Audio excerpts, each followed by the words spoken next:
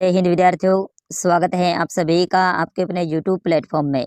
आज के इस वीडियो में लेके आया हूँ बोर्ड परीक्षा 2024 की दृष्टि से इम्पोर्टेंट कक्षा 8वीं का इंग्लिश का पेपर यानी अंग्रेजी का पेपर, जिसकी मांग आप सभी विद्यार्थी कर रहे थे। और बिल्कुल इस बार आपके आने वाले बोर्ड एग्जाम की दृष्टि से ये पेपर अति महत्वपूर्ण रहने वाला है। तो आपसे निवेदन रहेगा, वीडियो को अंत तक देखिएगा, वीडियो को लाइक और चैनल को सब्सक्राइब जरूर कीजिएगा। विद्यार्थियों, यहाँ पे जितने भी प्रश्न रहेंगे ये सारे एक सारे इस बार आपके आने वाले एग्जाम की दृष्टि से इम्पोर्टेंट रहेंगे।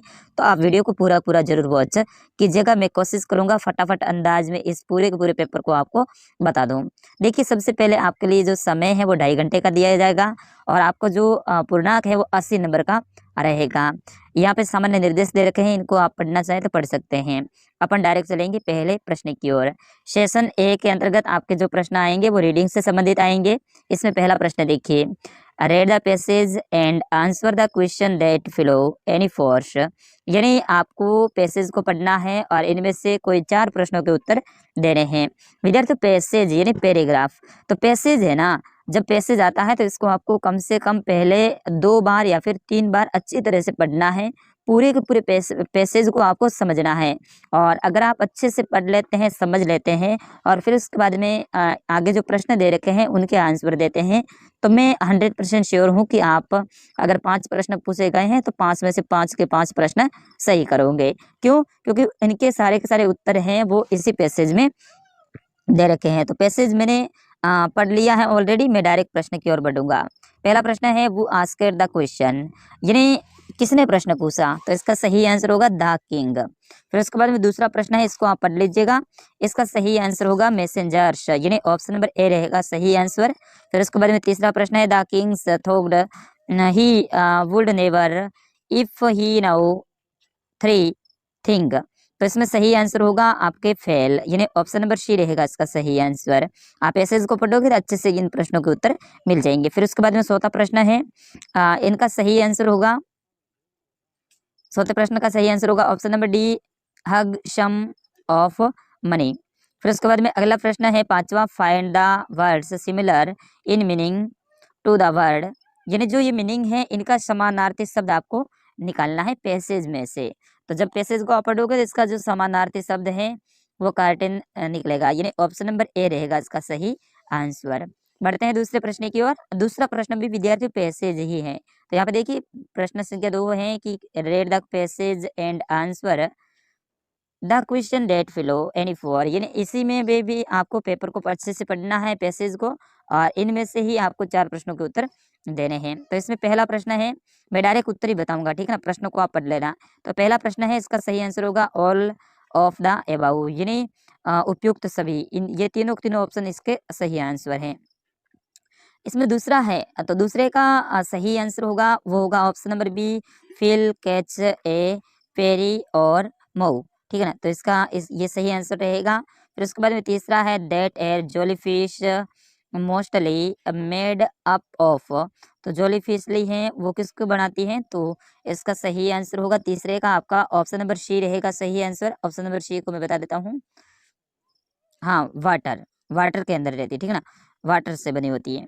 फिर उसके बाद में देखिए जोलीफिश एयर अर्थन बाय, तो इसका सही आंसर होगा सोते का आपका ऑप्शन नंबर बी रहेगा, ठीक है ना। फिर उसके बाद में अगला प्रश्न है find a words opposite in meaning the words questions from the passage, तो इसका विलोम शब्द बताना है तो इसका हो जाएगा ग्रुप, ऑप्शन नंबर ए रहेगा सही आंसर। फिर उसके बाद में सेशन बी आता है, इसके अंतर्गत आपके राइटिंग से संबंधित प्रश्न आते हैं। तो इसमें देखिए तीसरा प्रश्न देखिए, right a paragraph on any one of the following topics using the hints given below, यानी जो आगे दे रखे हैं इनमें से किसी एक के ऊपर आपको क्या करना है, पैराग्राफ लिखना है। और आगे जो शब्द दे रखे जो दे रखे हैं इनके हिंट भी दे रखे हैं, इन शब्दों का प्रयोग करते हुए आपको एक पैराग्राफ बनाना है। वैल्यू ऑफ ट्रीज, यानी पेड़ों का महत्व, इसके ऊपर बनाना है। और ये नहीं है तो दूसरा देख लीजिए, इसके ऊपर भी आप बना सकते हैं। तो ये बहुत इंपॉर्टेंट रहेगा, आपके पैराग्राफ आने वाला है। फिर उसके बाद में चौथा प्रश्न है write a letter to your friend telling him about the election of independence day in your school, तो आपको स्वतंत्रता दिवस के ऊपर जो कार्यक्रम है उसमें बुलाने के लिए अपने फ्रेंड को आपको प्रार्थना पत्र या फिर एप्लीकेशन लिखना है।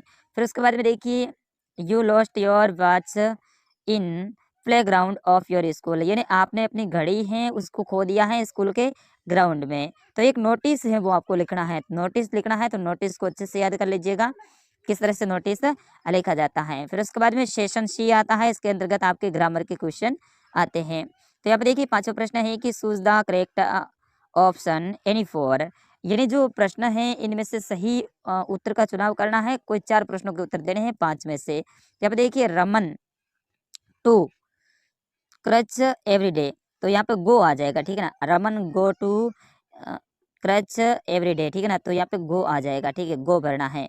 फिर उसके बाद देखिए अगला प्रश्न दूसरा, सपना टू द पार्टी टुमारो, तो इसमें क्या आएगा, कम, विल कम, हेड कम। तो इसका सही आंसर होगा विद्यार्थियों, वो होगा आपका option number 3 will come. Sapna will come to the party tomorrow. फिर उसके बाद में अगला है तीसरा, इसमें कार्तिक वाला है, तो इसमें आपके हो जाएगा तीसरे में, शी वाले में हो जाएगा option number 2 he has not completed his project yet, ठीक है ना। तो इस तरह से इसमें बढ़ना है। फिर उसके बाद में डी है, तो डी में करण वाले में आपका जो सही आंसर रहेगा वो रहेगा ऑप्शन नंबर 4 इज ड्राइविंग, ठीक है ना। इस तरह से आप इनको अच्छे से पढ़ लीजिएगा, प्रश्नों को पूरा प्रश्न पढ़ूंगा तो विद्यार्थियों समय बहुत ज़्यादा हो जाएगा, वीडियो लंबा हो जाएगा।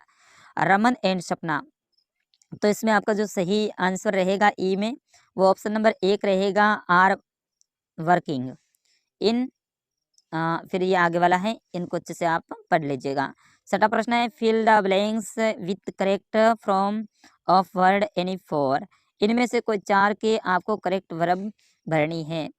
तो इसमें देखिए बाय, और फिर इसमें ये हो जाएगा बट, ये सेम टू सेम इसी में भर देना है, ठीक है ना। और फिर इसके बाद में सूज, शोज, और फिर इसमें हो जाएगा सोज हो जाएगा, ठीक है ना, CHUSE हो जाएगा। फिर इसमें इसी में भी ऐसे इस तरह से आपको भर देना है। फिर बढ़ते हैं अगले प्रश्न संख्या 7 की ओर।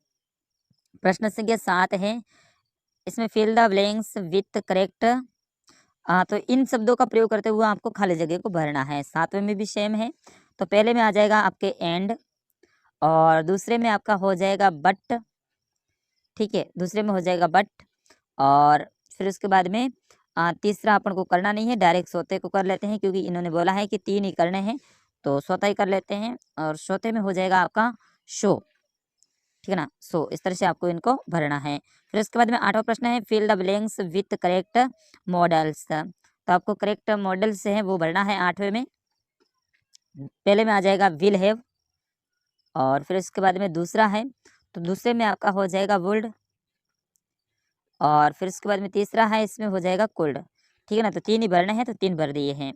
फिर उसके बाद में अगला है सेशन डी, और ये आपके पाठ्य पुस्तक से संबंधित, यानी जो आपकी किताब है उनमें से प्रश्न आएगा। Read the following passage and answer the question that follow any two, यानी ये पैसेज को पढ़ना है, इनमें से कोई 2 प्रश्नों के उत्तर देने हैं, और प्रत्येक प्रश्न है वो 1-1 नंबर का रहेगा, तो इन तीनों में से 2 का उत्तर देना है आपको। फिर उसके बाद में 10वां प्रश्न है read the following sentence and answer the question that follow any two, तो इनमें भी आपको इन सेंटेंस को पढ़ना है, और पढ़ने के बाद में नीचे जो 3 प्रश्न दे रखे हैं इनमें से 2 के उत्तर लिखने हैं। Name of the poem and the poet, तो ये पोइट है, पोइट का नाम लिखना है, कौन सी कविता का है, ठीक है।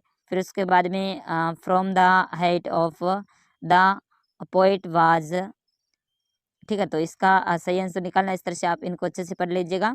फिर उसके बाद में 11वां प्रश्न है answer the following question in 30 to 40 words any four, जिन्हें जो प्रश्न दे रखे हैं इनमें से कोई 4 प्रश्नों के उत्तर देने हैं 30 से लेकर 40 शब्दों में। तो ये आपके पाठ्य पुस्तक की जो किताब है उनके प्रश्न हैं, अच्छे से इनको आप नोट कर लीजिएगा, अच्छे से पढ़ लीजिएगा, और इनके आंसर याद कर लीजिएगा। प्रत्येक प्रश्न है आपके 3-3 नंबर का रहेगा, तो 3 × 4 यानी 12 नंबर का ये प्रश्न रहने वाला है 11वां। तो विद्यार्थियों ये था कक्षा 8 का अंग्रेजी का पेपर। पूरा पेपर मैंने बता दिया है, आंसर आपको ही निकालना पड़ेगा। मैंने पहले भी कहा है कि मैं इंग्लिश का टीचर नहीं हूँ, इसलिए मैं पूरा का पूरा पेपर है वो सॉल्यूशन नहीं करवा सकता हूँ, सिर्फ पेपर बता सकता हूँ कि ये प्रश्न आपके लिए इम्पोर्टेंट रहेंगे। मिलते हैं अगले पेपर में। मैं सामाजिक विज्ञान या फिर हिंदी का पेपर हो तो उनको अच्छे से मैं पढ़ा सकता हूँ, संस्कृत के पेपर को भी मैं अच्छे से पढ़ा सकता हूँ, गणित और अंग्रेजी इन 2 विषय का मैं अध्यापक नहीं हूँ, सिर्फ पेपर आपको बताऊँगा और आंसर हैं वो आप खुद को निकालने पड़ेंगे। मिलते हैं अगले पेपर में, तब तक के लिए नमस्कार, जय हिंद, वंदे मातरम।